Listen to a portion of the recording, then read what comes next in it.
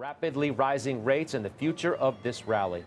Let's bring in CNBC senior economics reporter Steve Leisman and CNBC contributor Bryn Talkington of Requisite Capital Management.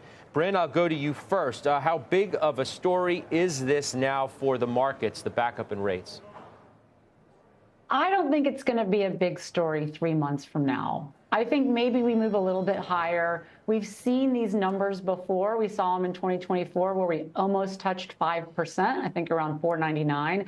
I think we will get a settling out after the inauguration when we have some more understanding around the policies and what's actually will happen or the potential to happen. But I think the bond vigilantes are sniffing out like the economy's strong. We've got lots of unknowns from the new administration that seem on the surface to be inflationary, but let's just see what will happen. I think if we get rates continue to move higher, I think it's going to be a great opportunity to buy the dip because I do not think they will be there by the end of the year.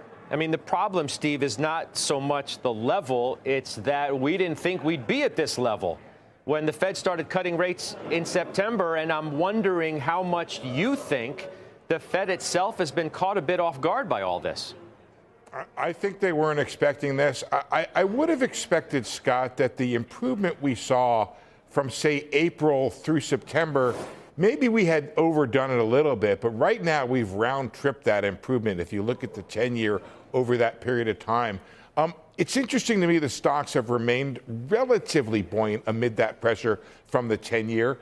And I think it does shift the risks around a bit, Scott, which is this notion that we thought we were kind of out of the woods on that refinancing thing because rates had come down.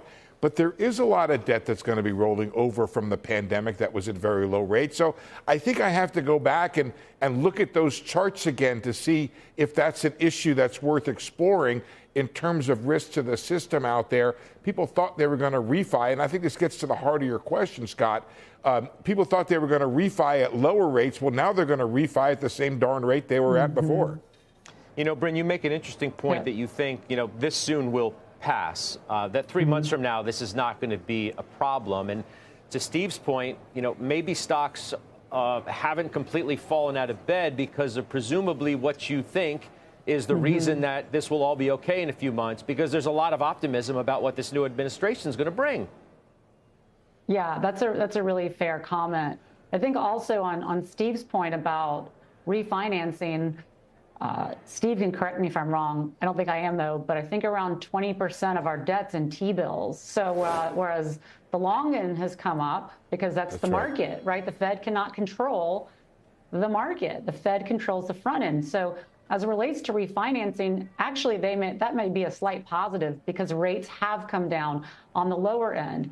And so I do think, though, your assessment about right now, the market is getting the benefit of the doubt that rates aren't going to stay at this level. But I do think for certain sectors, like for small caps, which a lot of people were so bullish, I think you need to rethink that, because if rates do stay at this level, I don't think we're going to see the algos, high-frequency traders, et cetera, moving into those small-cap names, those more interest rate-sensitive names. And so I still say stay up the cap structure if you're going to do a broad-based, play on rates.